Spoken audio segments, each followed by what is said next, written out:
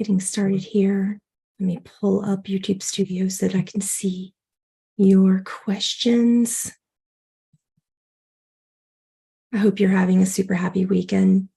I'll give everyone just a moment to pop on screen and we'll get started.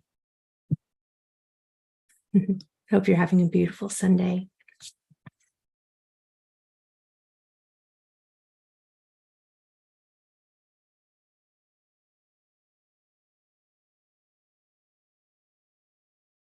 Right.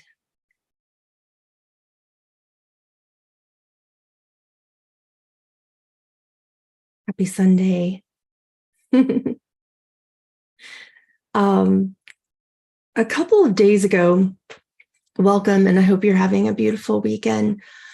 A couple of days ago, I asked you a question here on my community portal, and it said, if you could ask a mystic anything that you've always wanted to ask, but were too afraid to ask, would you? And what would it be? And I took note.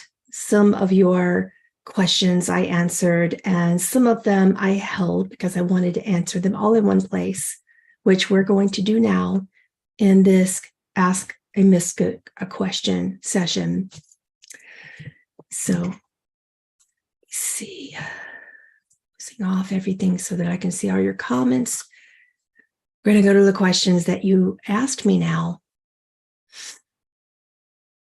I'm going to try to make this kind of a lightning round session, but you know how that goes. Some of these questions are very specific and some of them are very broad. So the first one said, this one is kind of personal. I'm still wondering about a classroom or a workplace or a family as a microcosm of our varied intergalactic histories playing out together, reacting to each other, and how to work with that. And I hope it will help make sense of hard times that have happened in the past. So thank you, YouTube user Jen_I, for bringing that one to my attention. I'm glad that you're aware of life being a reflection in that way, because you know when mystics call this universe the looking glass, that's exactly what you're talking about. Everything that you are experiencing is your opportunity for the divine. It's your opportunity to see beyond perception. It's your opportunity to experience separation without duality. It's your opportunity to experience dimensionality without dementia. It's your opportunity not to make the insane separation true or real. It never will be, and not to make it turn sane either, because it never will be. But for you to inject your light so brightly, to become a vessel of grace that is so much in surrender that you can begin to connect those dots, not for the reasons of what people call karma or lessons. From a mystic's point of view, it's simply because you like it. People ask me this question all the time when they're trying to connect those dots. It's simply for happiness. It's to live a joyful life. It's to live pain without suffering, love without judgment. Of course, we can't be in perpetual joy all the time, right? But when we start to go through this karmic wheelhouse of trying to determine every single thing that's happening to us all the time, that actually can lead to more suffering because we begin to intellectualize it. Do you understand? We begin to intellectualize. You see that in a lot of oneness teachings when they say, we are a vision of God and we are created in the mind of God. Well, as a mirror of that God mind, what we typically attempt to do is to misinterpret what oneness teachings mean by God mind. What we mean by God mind is so profound that it will never be understood by this mind. What we mean by God mind is that God thought, what would it be to experience love? There you are. God thought, hey, this is an insane thought, but what would it mean to experience not love? And then there were all the divisions inside of what you call time, right then and there. Not A, B, C, D, B, C, Christ consciousness, AD. Christ consciousness is beyond even that concept of start here, here's midlife, end here at death. Christ consciousness is beyond all those things that we think are punishing us when we are in the lie of the ego mind. So, in order to answer your question here, yes, you're right. We are here in this ultimate divine mirror, looking in and trying to mirror something that's so holy, that's so sacred. We have, as a being, we are a human attempting to be light, but we tend to play it backwards by saying we are a being playing human. You're not a being playing human, because human is not a reality. Much like any dimensionality, whether it's intergalactic or what you call human, all of those are little different plays inside of God's mind as well. So God had a thought, and all that's happened simultaneously, every galactic or intergalactic or human history that you could ever perceive happened simultaneously. And when we begin to nitpick and get to every single little lesson in our experience, or if we even, and this is why we even have this question, we tend to look outward, or we tend to look up at the cosmos and go, well, if they're at war, is it because we are? That's a yes and a no simultaneously.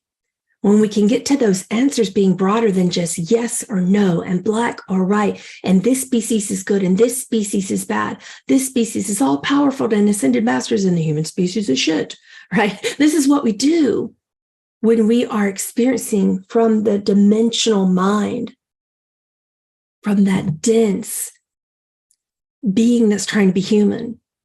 But when you are a human that's just being everything, everywhere, all at once, a channel for grace, you begin to ask for that higher vision of all the experiences when God had a loving thought. And everything that you just said are all experiences when God had a loving thought, and all the experiences when God had I wonder what separation would be type of thought. Because that's how dimensionality was created. God had an experience of love, and you, the sons and daughters of God, were instantly there. In various species, all the angels, all the ascended masters, created all at once, equal, not one better than another. We have this intense view of angels and ascended masters as if they could do no wrong. And in that moment of what you call the fall, they fell too with you. What do you think that God of the Bible, the Christians say that was a jealous God? Because that God fell too. All the deities, all the different divisions of God and Goddess, they fell with you. They're not better than you. Different perhaps because they're aware that they've fallen and that they can tap into the God mind any moment. But that's really the only difference that you could perceive if you even were to try. So perhaps that answered the question. Perhaps it didn't. But either way, it got you wondering, and that's my job. Okay. Any questions about that answer? No? Okay, let's move on to the next one that you asked. This one from Judith says, Dear Pamela, since some years I receive frequency signals from other people and animals. Everyone has a specific individual code, like a rhythm, which is always the same. These signals connect with me when I am alone. I love the way you're describing this. I don't think I've ever heard it described this way before, which is why I took this question. She says, I receive frequency signals from people and animals, and everyone has an individual code, like a rhythm. That's exactly what God is, a sound with a rhythm, much like your heartbeat. These signals connect with me when I'm alone. It feels like a big network. The whole time, there is a lot of transfer, receiving, and giving. From which plane did these signals come from? Is it a higher consciousness of the person, of these persons and animals? I don't know clearly which part of their existence communicates with me. What I would say there, and this is from the typical mind, all of our typical minds, and what I mean is not lesser or greater than or awake or not. I mean, we're born this way, as Lady Gaga would say, when we're born saying, let me split everything into hierarchical levels. We don't even know that we're doing it, and it's still happening. So I want you to ask that question outside of parts of their existence. Can you not break it down into parts? Because when you're talking about this, it's the heartbeat. It's the divine heartbeat of cosmic source itself. And when division was created, everyone wanted their own individual, I call it sound current or heartbeat. And yeah, mine's a little faster than yours or slower than yours. And some people have their sound deeper or at a higher pitch, and that's dimensionality, right? But when the construct of the soul itself was created, that's what you need in order to experience dimensionality. There was a beautiful rhythm that will always help you remember the heartbeat of cosmic source itself. And that's what you are remembering. Do you understand? That's what you're picking up on. And the soul itself carries that, and it will remind you that you're not meant to go home or come home, but to be home right where you are. Because all of this never actually happened. It's an illusion, a dream inside of the God mind. It's just a little thought that we took very seriously and we're playing with, right? In that moment, we created all these beautiful codes, all these beautiful ways to remember the heartbeat of cosmic source itself. And that's what you're picking up on.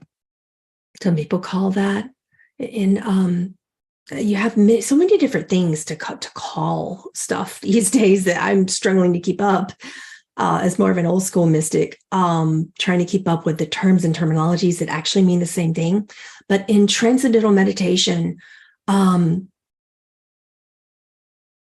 you call that something, right? TMers out there. What do you call that when you get your little tone?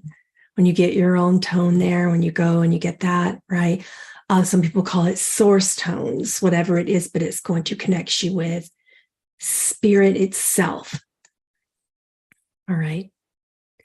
Yeah, you can call it your soul song, but it's going to help remind you that you're beyond soul even. And it's going to heal everything that created suffering within the soul experience itself. All right. Next question from Carolyn F. 1004. I really found this one interesting.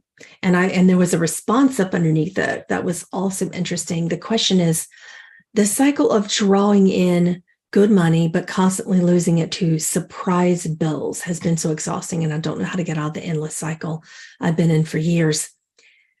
Um, so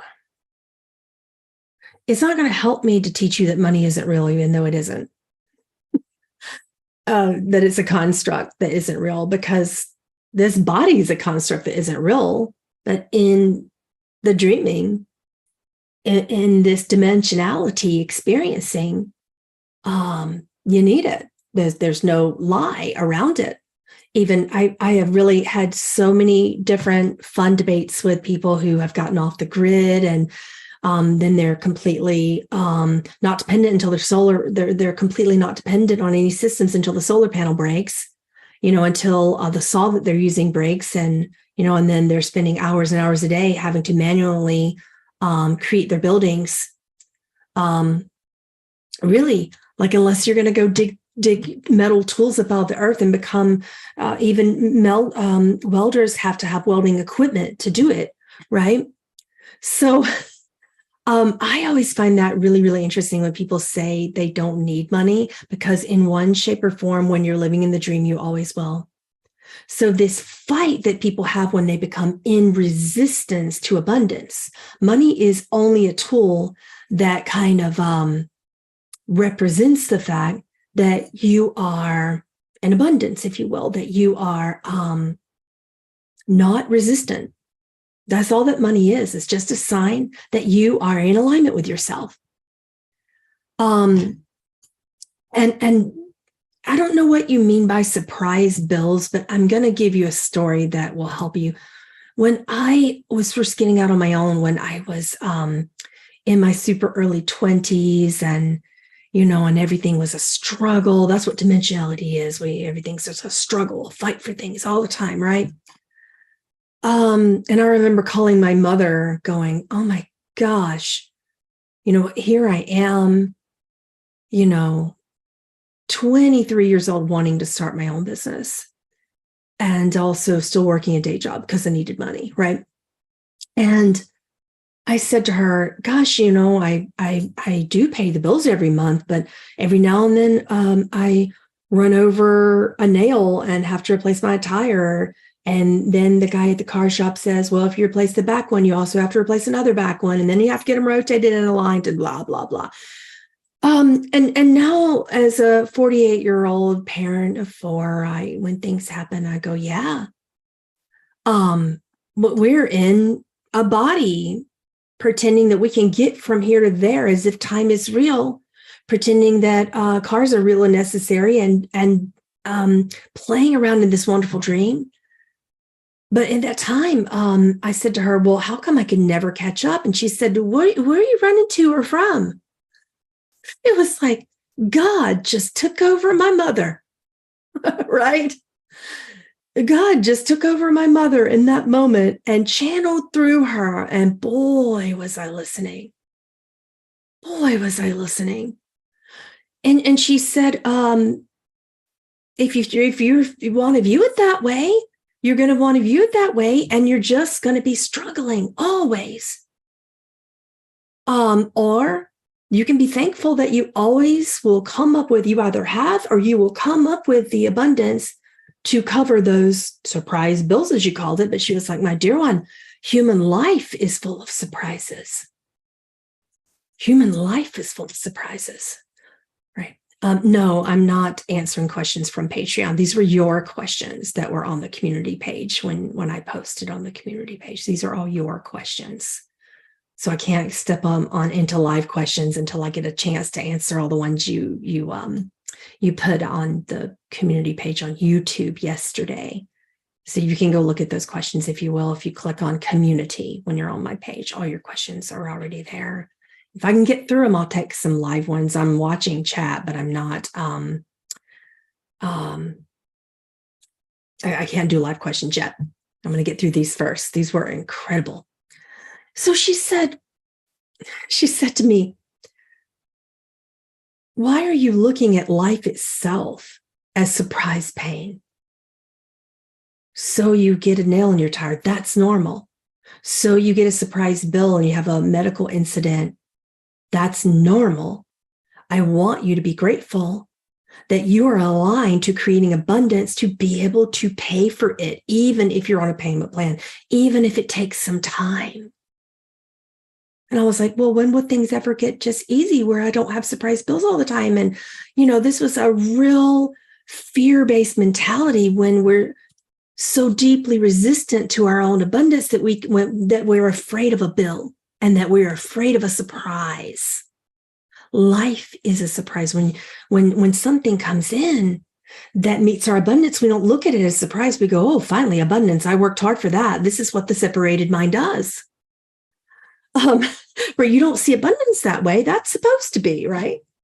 But the truth is, it's just that there is the universe in this way is deeply impersonal.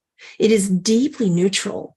When you are aligned to your creative abundance, things flow and you call it a blessing. Oh my goodness, I'm so grateful. Look at that. I'm abundance. I'm aligned. And you don't call that an accident, right?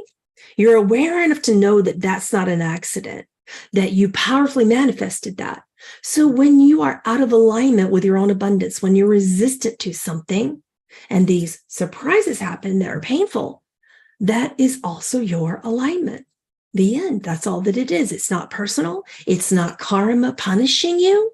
It's not any of those things. It's the universe mirroring back to you exactly where you are. All right, next question. And what my mother said in that moment, it really was like she became a mystic. She became such a channel in that moment for me. And I never forgot it. I never forgot when she said that. She was like, really? So that's how powerless you're going to feel about this? It's like, wow. Next question. And I kind of answered this a little bit on the YouTube community page, but I wasn't able to get a chance to look at it more deeply. So now we will. The question says, who am I really and where do I go to find my tribe? I'm tired and pissed at being bait and doing this alone.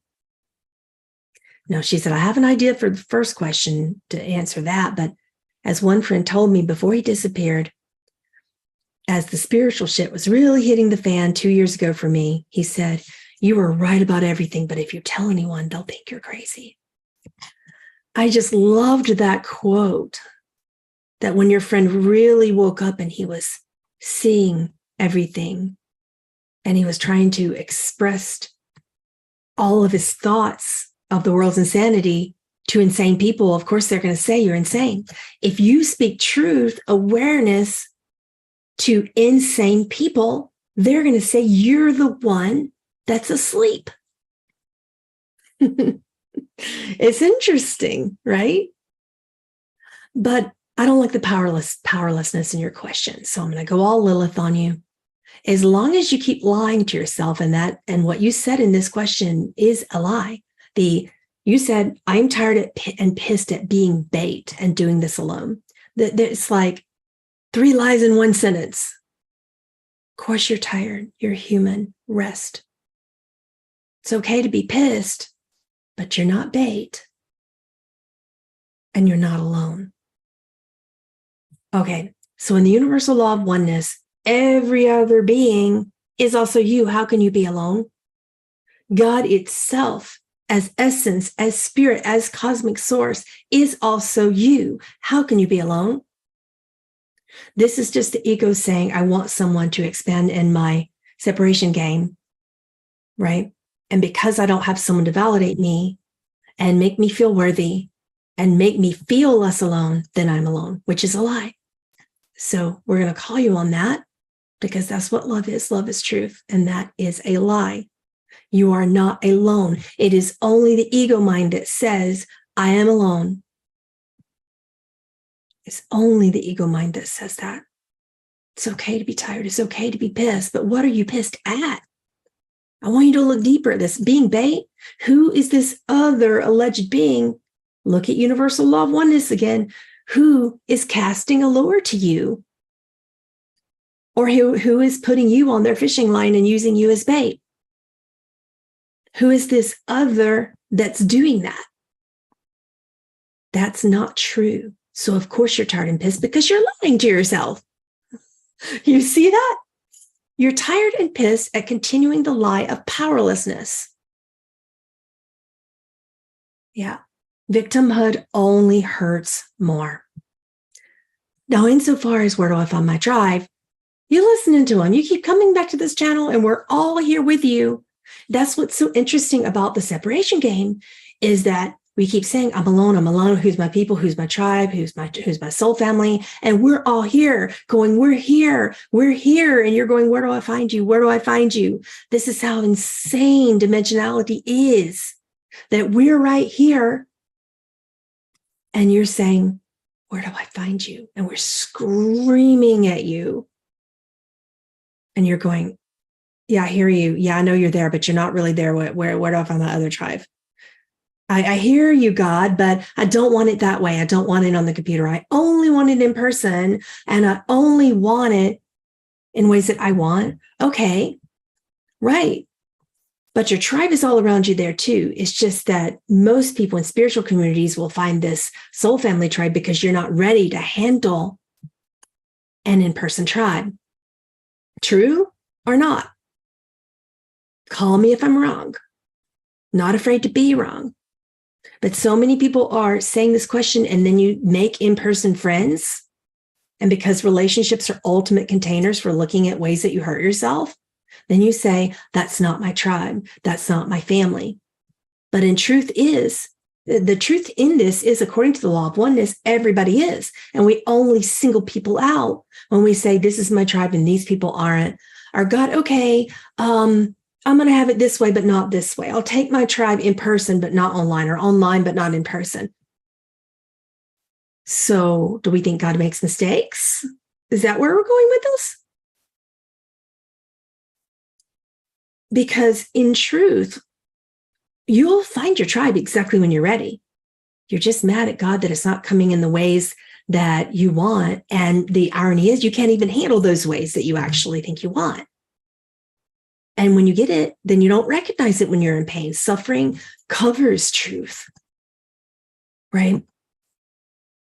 So from wherever you are, that's what the universe is showing you. Your tribe is right in front of you. Your tribe is right here, right where you are. Don't worry, I'm not a cult. I meant like whoever's listening anywhere today. Who am I really? Now, I did answer that question. No one but your own soul can ever truly answer that question. Who am I? And you go to psychics and they're like, well, and you got this, people are doing this thing. Here's the name of your higher self. Do you know how many higher selves you got? Your higher self is just another word for multidimensional aspects of your soul. So depending upon your mastery, that particular lifetime, that particular experiment, that particular play, it could be higher self is only the most mastered version. And there are many, many, many, many, many. Because remember, dementiality was created with dementia. You don't remember this, but there are many mastered versions, many soul names, many galactic experiences, many galactic origin points, right? So that's not who you are. That's also dementiality. That's also the greatest lie possible. But you're still here to play and have fun in it. You're still here to make that dream of being human or galactic beautiful, but that's still not who you are. Your most mastered lifetime in soul expression is still not who am I? That still doesn't answer that question. That answered who am I in the dream, which felt good for a time when you were in your deepest, darkest moments. But the answer, who am I, can only be answered by your spirit. And you can only do that by going within. Not in here in this body. You're not in a body.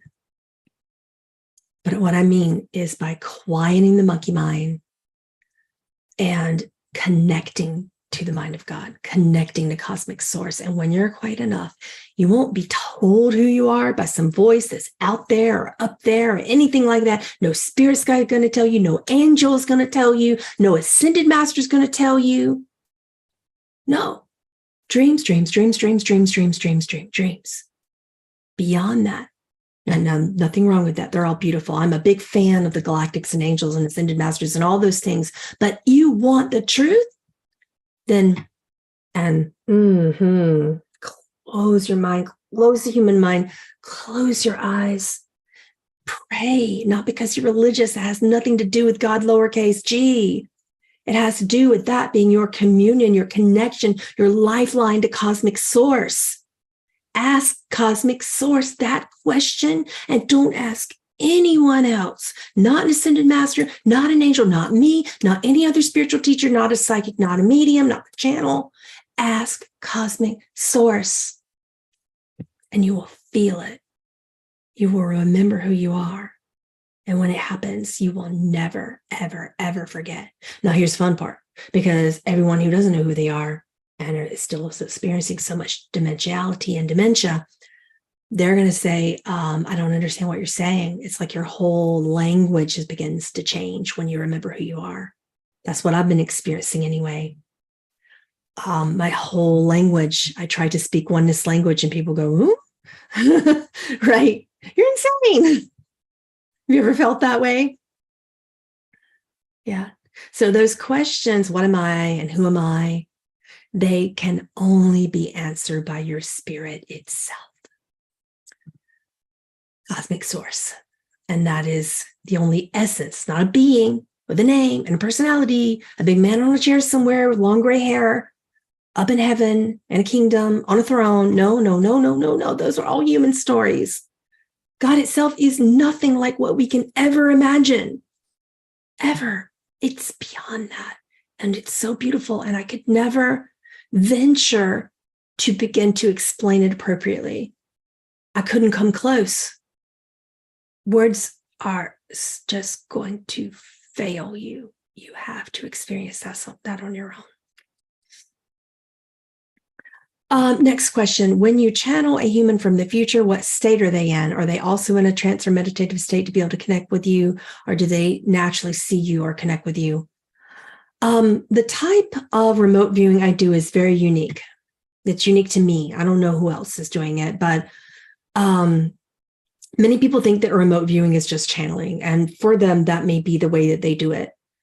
I'm going to disagree for the way that I do it. The way that I do it is I go into a deep trance and I circumvent time. And it is a bird's eye view where I bilocate. And there's a part of my light being that shows up in a parallel realm. And because I don't believe in time, and this is the paradox of not believing in time, I can transcend it and go to what you call the future or the past. And when that being sees me, they're just in their world. They could be washing their dishes.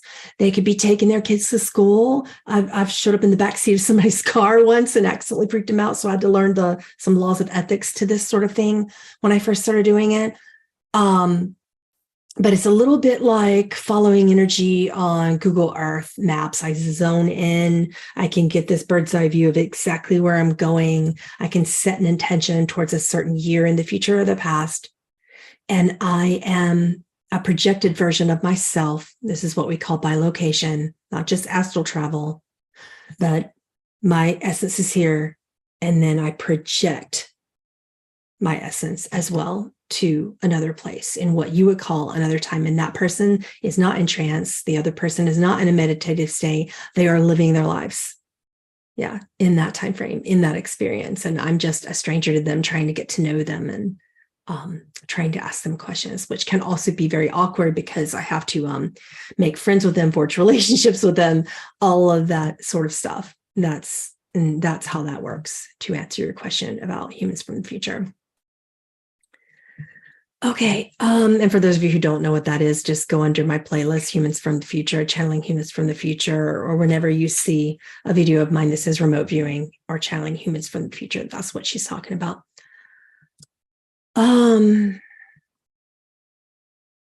Let's see, I already answered the question about roses. Let's scroll down and get another question.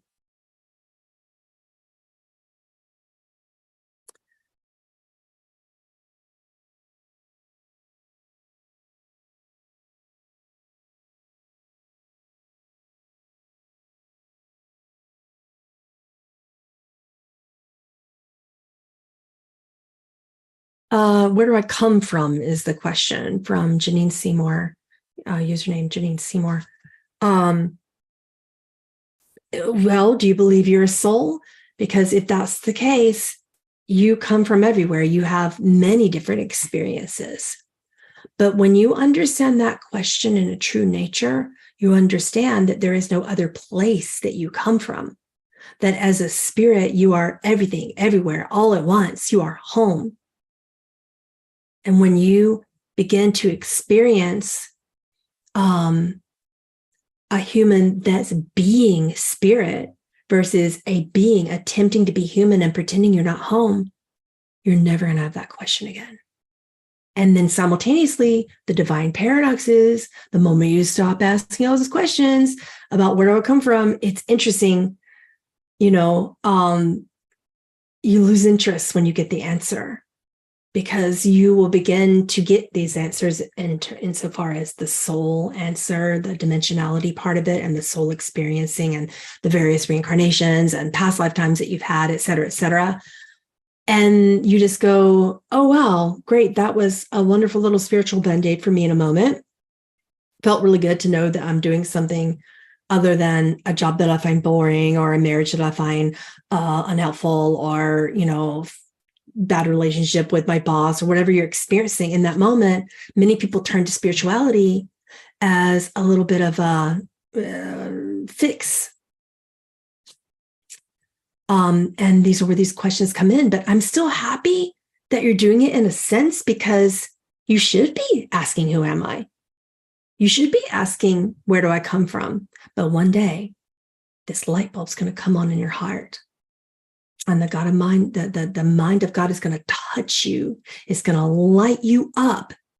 And it's going to start showing you all the different places you've been, and then beyond that. And then when you get to that beyond that, you're going to go, wow, I'm not so curious about all the places I've been anymore. How much of my life have I wasted years and years and years wondering what kind of a starseed I am, right? It was good for that moment. We call this a level teaching. In that moment, if it kept you from suicide, if it gave you some temporary purpose creatively, if it helped you finish a project and be better at the dream, great. But then what? One day you're going to have that question. What is beyond the question? Do you see where I'm coming from? Yeah. Do you see where I'm coming from?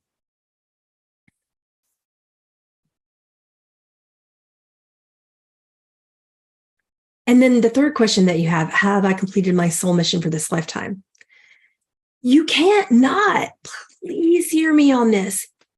You can't not complete your mission. That is impossible, because Source doesn't make mistakes. And when you choose that fall, when you choose the separation, immediately you're on your mission, immediately, even as a small babe. Okay?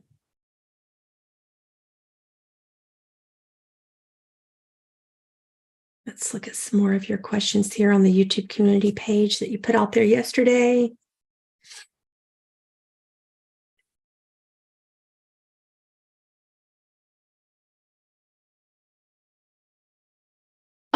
I can't wait with this question for people to get to the place where they understand that this is normal. When you first experience, you're like, wow, I did that. And it's such a beautiful, it lights you up to know that you're actually a powerful being. I can't wait to get to the point where you realize this should be an everyday thing, not something where every single person on the planet can have access to their psychic visions without even calling it psychic visions. Because that word comes from psyche, but we don't mean human psyche. We don't mean senses, right? What you described is beyond senses. It's beyond vision. So here's your question. I sometimes have a thought or have something pop in my head, and then that thing will happen. So is that manifestation, or is it a psychic vision? It is natural, normal, everyday human manifestation, and you do not have to be psychic to do that. That should be your normal state. Yeah. To have that thought and then have it happen. That's your normal state. That is how powerful you are. Oh, so many allergies today. I knew I shouldn't have been out in the garden earlier.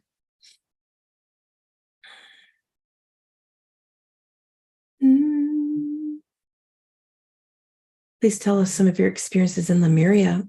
Why? What do you want to know? I have probably too many to list.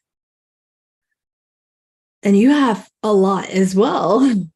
I can't wait until you come to me and you say, tell me about the value of a human experience. My human experience, your human experience, all of our human experiences. Tell me about not just my purpose, but the purpose of life itself. Tell me, now that I know my purpose, how does it actually fit into the purpose of life itself? These are the kind of questions that are going to spark your consciousness, right?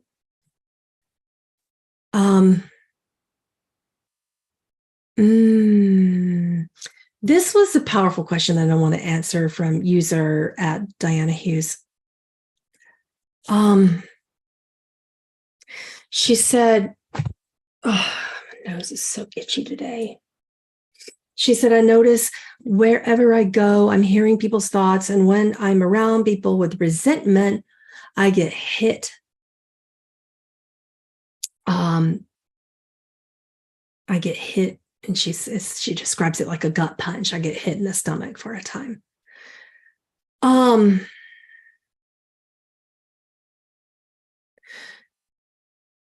According to the universal law of one, right? Why is it hitting you? Now, let's look at that from all angles, because there's a deep misunderstanding of the universal law of one when people use that in law of attraction and law of reflection. They think, well, it came back to me, so that must mean I have resentment. That's not always what it's about. It's not always that direct of a mirror. Even when you look in terms of the laws of science and the laws of physics, if you look at law of reflection for the law of physics even, light bounces and it refracts. And you could look at it a certain way, and not everything that you look at dead on is exactly what's going to come back to you, right? And when we make that super complicated, particularly clairsentients and empaths, you make that super complicated, and sometimes it is just, okay, I'm in this moment, and I feel people being resentful, and I feel that resentment, and I don't want to feel it. Sometimes it's just a gentle opportunity for a stronger boundary. And we're in the background going, well, why does that happen? Does that mean that something's wrong? Does that mean, law of attraction is not working for me? To look at my alignment, does it mean that it's off, right? That's not always the way it works, my friends. That's not always the way it works. If that were the case, we could compare it to people saying they have cancer, and then the spiritual community says something's wrong with them. That is the most messed up teaching in spirituality. The most toxic teaching I've ever come across is when people misunderstand universal law and say, everything that I see that's painful means I'm doing something wrong. I'm bad. I'm unworthy. I need to be closer to God. I need to be more connected. I need to be more aligned. I'm not resonating properly. Okay, that's just a misunderstanding of karma. Karma simply means there's an action. And then when you perceive something as other, you get a reaction. It's just the universe seeing itself and everything going around. What goes around comes around was never meant to hurt you. It was never meant to be perceived that way. So in that moment of that energy, as opposed to judging it as negative or judging it as, oh, resentment, that's bad, because that's also what we tend to do. Anger, that's bad. I don't like them. I don't like the person. And not really. When judgment gets involved, there's an immediate separation. But instead, it's just okay, that doesn't feel resonant with me. I'm going to go this other direction. That's it.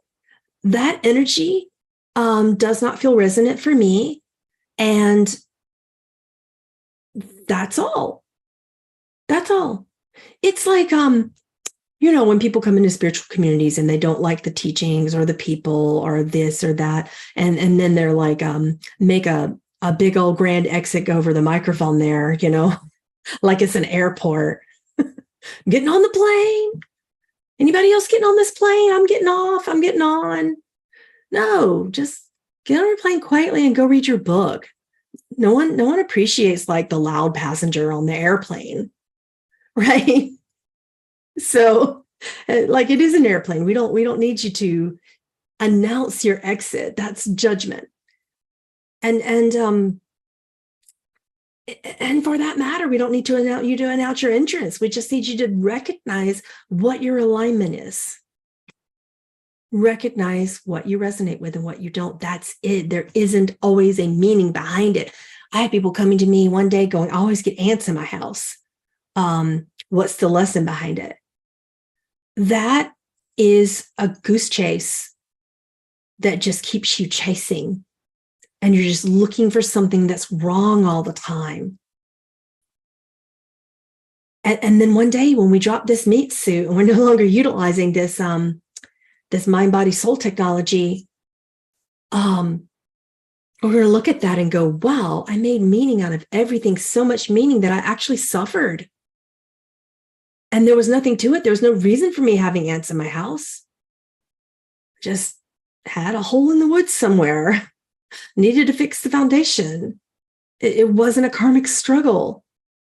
Why did I spend 2 years freaking out over the fact that neighbors are loud or angry, or something, when I just need to understand my resonance and make changes for me, for what I want, and where I resonate and where I don't. Mine is judgment. Mine is separation, right?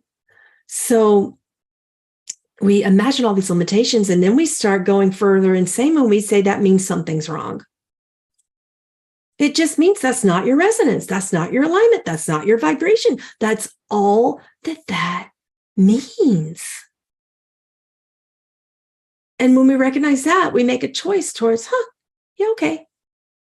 I mean, have you done that before? When you kind of like resonate or don't resonate with a particular teaching or teacher, and you don't start coming at them going, oh my gosh, you're so this, and you're so toxic, and you're so that. No, you just go.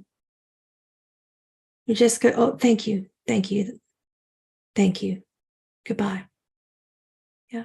Thank you. I'm good. I mean, that's really, and what if we said that for every single thing that was bothering us, whether it was tremendously painful or just a little irritating, tremendously full of suffering or just a little bit agitating? Thank you, not for me. Thank you. That's good. I'm good. And move on.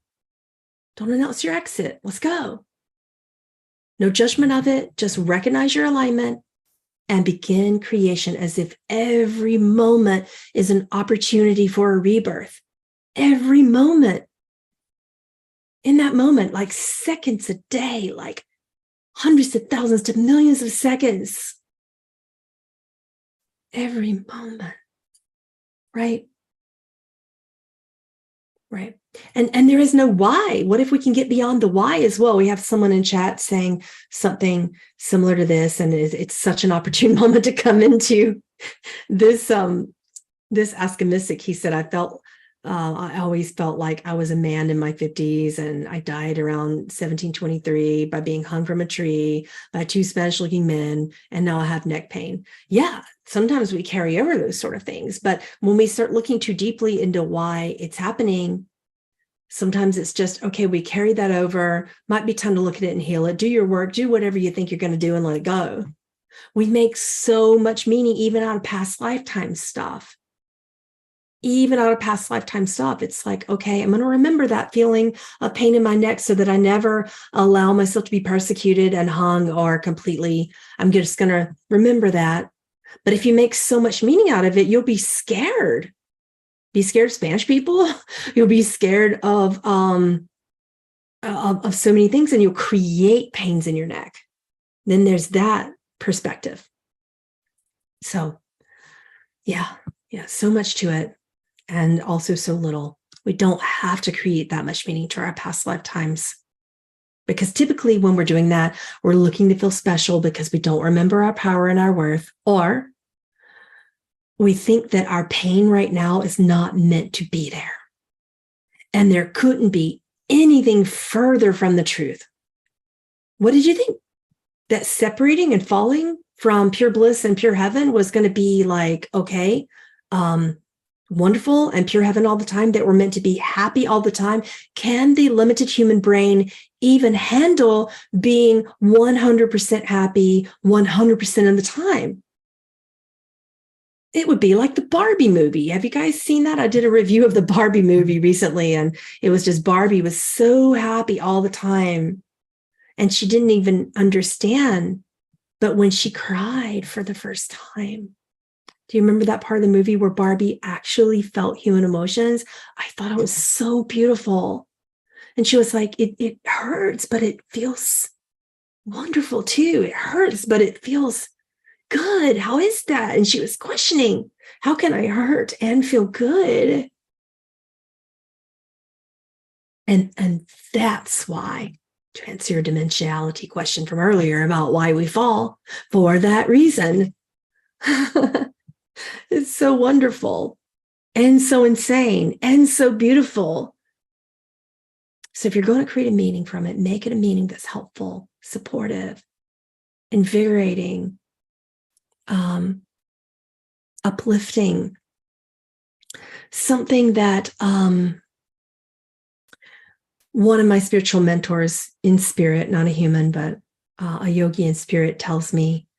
He says, wake up every day and think of a person in your life. It doesn't matter if it's a person right now or a person in your past, but just a normal person. It can't be a guru or anything. Think of a person that lights up the room, that makes you smile, think of a person that is super positive, that has pure joy and refuses to be unhappy, right? Do you know anyone like that? I bet you do.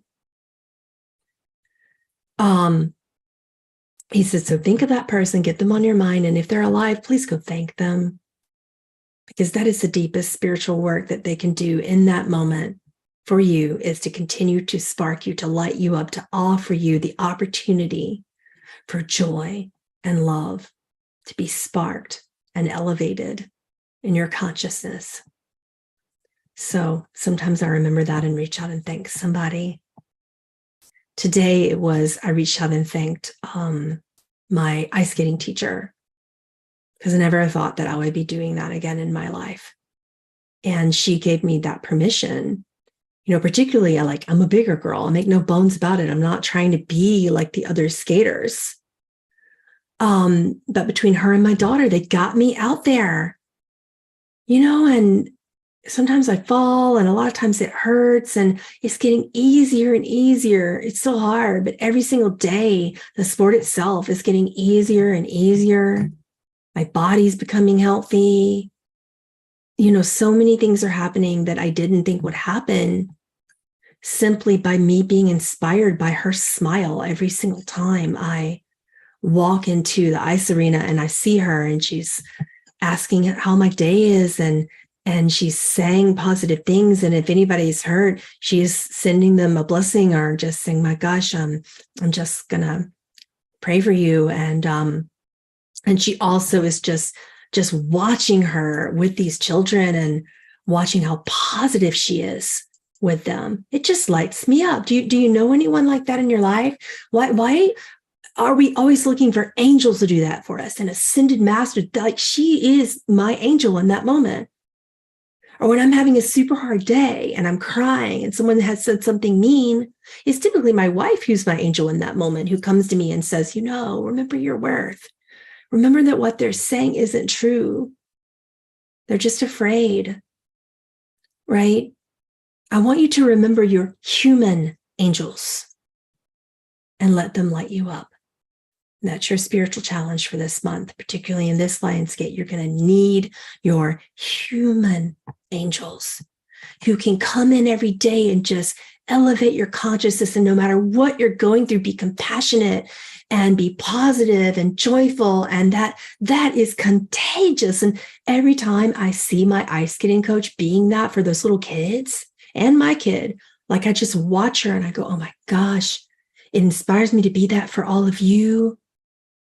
And then maybe you'll get inspired by me and you will teach your children in that way. Or maybe if you're teachers, you go to your school systems and you teach them and their children's teach. It's like lighting a candle that just stays lit. Your human angels are important right now.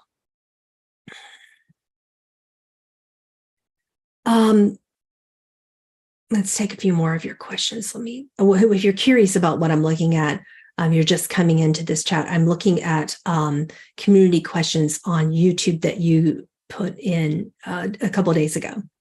And I couldn't quite get to all of them, so I thought it would be easier to answer some of them here. See, here's another question that kind of exemplifies what I was talking about earlier of when we find negative meaning to everything, right? She says, my love life is an endless cycle of betrayal, disrespect, and lack of partner empathy. I had 2 relationships that lasted 10 years, and I would love to know what my learning would be. Right. And she said, it's also very painful to witness my ex-boyfriends getting along with their new wives, and I even tried a 3rd relationship, and it was a nightmare. What have I done wrong? See, that is a question that I don't want you to have. No mystic would want you to have that kind of meaning to your life. Sometimes it's just as simple as that particular container for learning is not for you.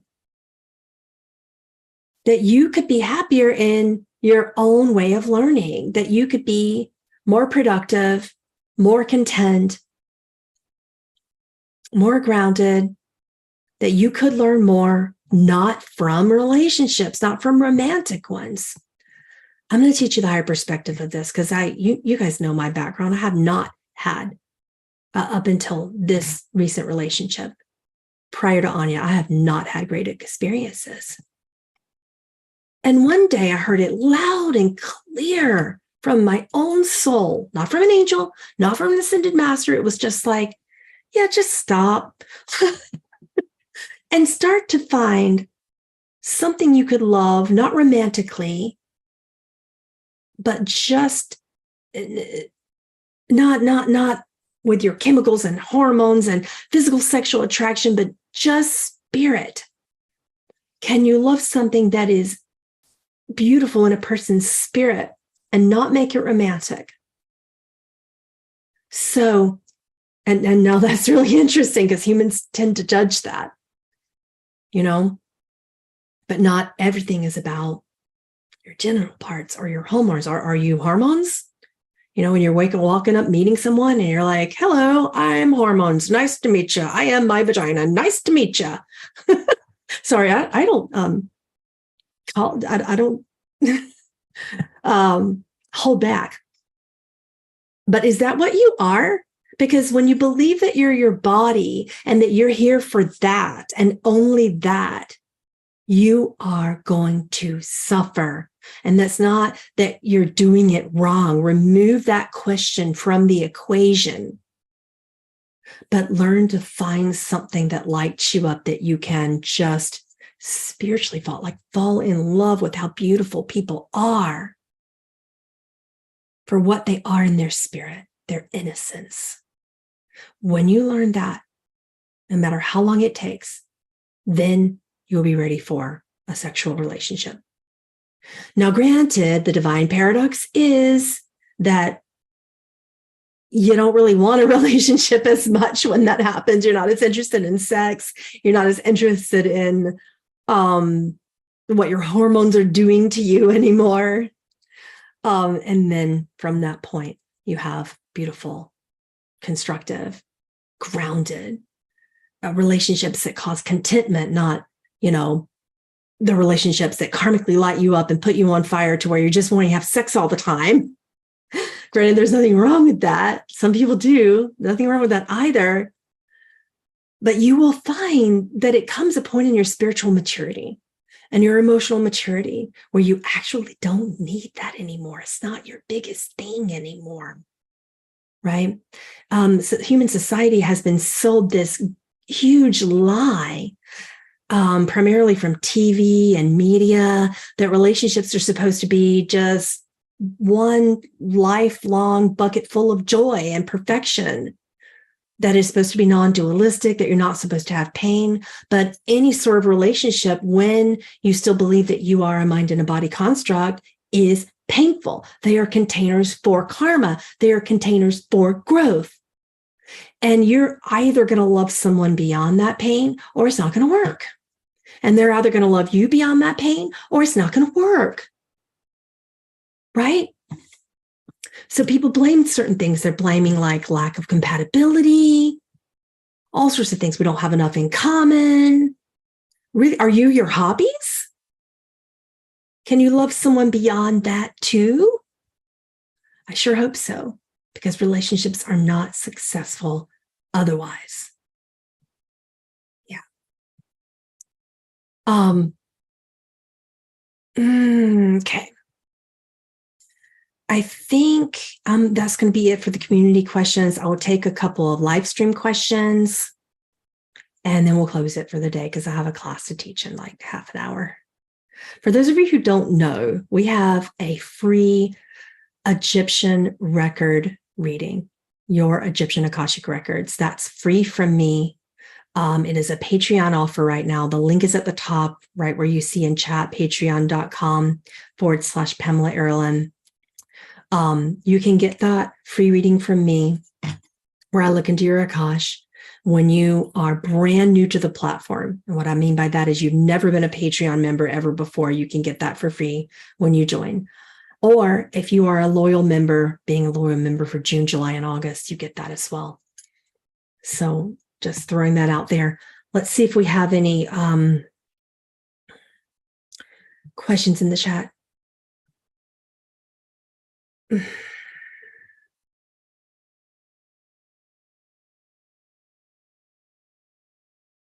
That's something about Lorna Byron. I don't follow many other people. Sometimes if someone's like a colleague of mine or a friend, I will listen in, but I don't know that person and I don't know what they teach, so I don't have a comment. I know what I know about angels, and that's all that I know about angels. So if you want to ask me what I've learned about angels, I'm happy to share. Feel free to ask, but I cannot comment on what another teacher teaches because I wouldn't know. Do spiritual couples who move beyond sex still sleep in the same bed? I mean, I guess. I mean, that's just a kind of an interesting human question, but I don't know. I feel like when we make these comparisons, it limits us from really when we say, well, some spiritual couples may not even live in the same house, much less the same bed, and they could be completely content with that. If you don't, and then some do. Some really like to be in the same bed, with their partners. So I'm not going to say it has to be one way or another. I mean, it's completely all up to you. Tell us all about angels. What do you want to know about angels? So angels fell just like you did. Let's put it that way, right? They fell with you, right? They fell with you.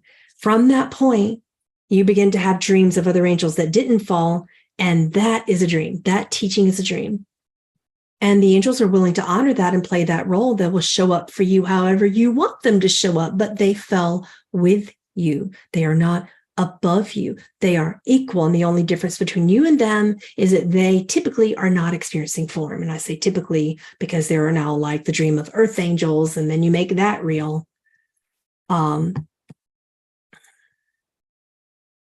So what do you want to know about angels? It's up to you. You can ask if you want.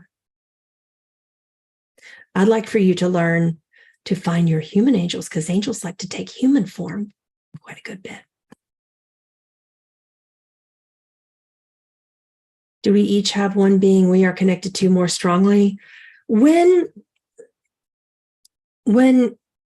you begin to dream of separation looking a certain way and having those karmic assignments, you dream it, you're powerful, you got it.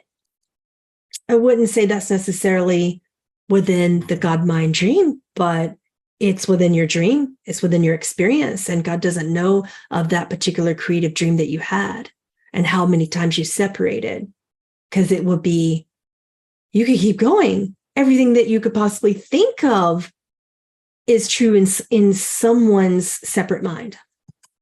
And then if enough people begin to believe it, it becomes a collective dream in hundreds or thousands of millions or billions of people. Yeah. Please explain I am that. No one can explain that. But I made a fair attempt at the beginning of this channeling today, and you can rewind and watch it later for yourself. When someone asked, "Who am I?" Scroll back to that. Yeah. I don't actually notice a ton of tech issues with Patreon that cannot be corrected. Some people say that. Some people say it's just fine. But if you do happen to have tech issues, the good news is you need to reach out to us. That's why we have an Anya, because she is really good and at sitting there with you and helping you figure out exactly what the problem is.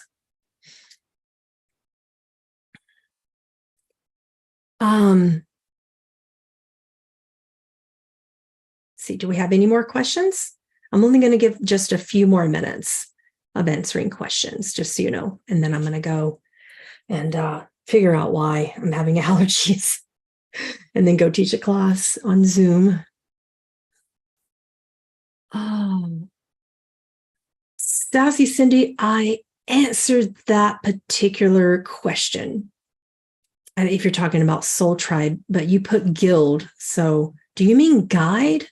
She said, I would like to have one guide to connect with. Is it possible? It is possible in your creative dreaming to have one guide to connect with, but don't wait on it to happen for you. Just choose one. Guides will fall into place and honor your dreaming, and they will do that for you.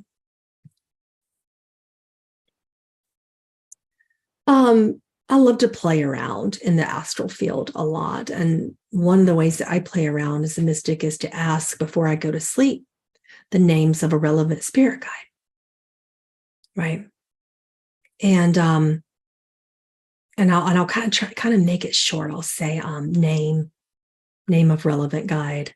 And I just keep repeating that name of guide right now. That's another invocation that I use. I love invocations. And you're going to get what you want, right? So one night I went to sleep and I had this dream of this really beautiful human-looking guide. And she said, my name is Clara Jo. And I went, oh, okay. Well, I was expecting Metatron or because at that time I wasn't really as deeply connected to that one. That particular angel, or I was expecting maybe Jesus to come in, but Jesus is there all the time. Your angels are there all the time. So Clara Jo came because she's an aspect of my human expression that requires mastery. Human spirit guide. Another parallel realm. So we get what we need, not what we want. Right? And we want spirituality and spirit guides to look all super and fancy and fantastical and mystical, and not that that's wrong or bad, but you get what you need when you ask for spirit guides. And the truth about spirit guides is that outside of time, they're just another version of you. Experiencing either more or less mastery doesn't matter, but they are in that soul dream. And we're looking at them like, oh my goodness, please help me, and blah, blah, blah. And they're going to, they have hearts, they care about you because they are you, not because they're better than and more mastered than and more awake than, more invigorated, more enlightened. No, they're more enlightened at certain things and you're more enlightened at certain things. They have a certain level of awareness and a certain part of mastery that's going to help you, and you have something that's going to help them too. So I found myself helping out Clara Jo. And I found her helping me with one specific thing. And it was to do with something I thought was it wasn't something all magical and mystical. It was like food related. But me changing that aspect of something that I was eating that I wasn't supposed to, and learning how to cook something like very homemade at that time that she knew how to do, because she, is from the 1800s and that's what they had and everything was homemade then. And she taught me a lot, more than any angelic mind possibly ever could, because my human body was dying. So Clara Jo saved this body. And I helped Clara Jo with something that she was struggling with in a relationship, something very human as well. Right? So we're going to get what we need when it comes to calling in our most relevant spirit guide for that moment. And it's not always something that we think is going to be like so super mystical, but we are going to get what we need. Next question, is it okay to ask angels for help for someone else, like a family member? I mean, yeah. I mean, I'm not really looking at that like a right or a wrong or a good or a bad, but why can't you help them? that would be my first question that I have is why not just send a prayer to cosmic source? Why even involve angels? Go straight to the source. When it comes to suffering, I would ask myself, why am I not there for them, right? Or is there something I can do? And I would also ask, because that's an opportunity for service. So why go to the angels? Just serve, be human, be compassionate, right? And the second thing I would say is go straight to cosmic source, because there are things that are beyond human and beyond angel and beyond spirit guide. Go straight to cosmic source in that way. Yeah. Cindy said, okay, I'm going to go chat with my spirit guide, Gerald. That's the name I got. Yeah, exactly. The name is not always so super fantastical and mystical and perfect. One time I asked for a name of a spirit guide, and it took me a long time for that particular spirit guide to begin to answer and give a name and for me to connect. They're not always so keen on it. So they showed me boots. I would just see feet floating around in combat boots. And they weren't even American looking combat boots. So I couldn't even figure out what I was seeing. and then and I realized that person probably had a military background. And then I saw another vision of just a floating head. And I learned later all these things, like that he had some terrible deaths, like some beheading, another time as a military soldier in the Nazi regime, so many things. But like I wasn't really prepared to handle that. So I just got whatever I was prepared to handle. So I would just start to visualize, because what are you going to say? So, hey, Boots, you want to come talk to me? Right? So I would just visualize those boots again and wait. We make it so complicated. And when he was showing up as a floating head, I would visualize the floating head and say, hey, got a question? And just talk to my spirit guides, not in this super reverent way, but just in the way that I would just talk to myself. Right? Yeah, because they're not better than you. They're not higher than you. And if you want a connection with your guides and angels and ascended masters, you do need to get that truth into your mind. And when that happens, you're going to have a powerful connection with them. But please stop looking up and looking out. If you're going to look up, it's okay, but consider looking at the stars and the cosmos instead, right? And consider that you are also that.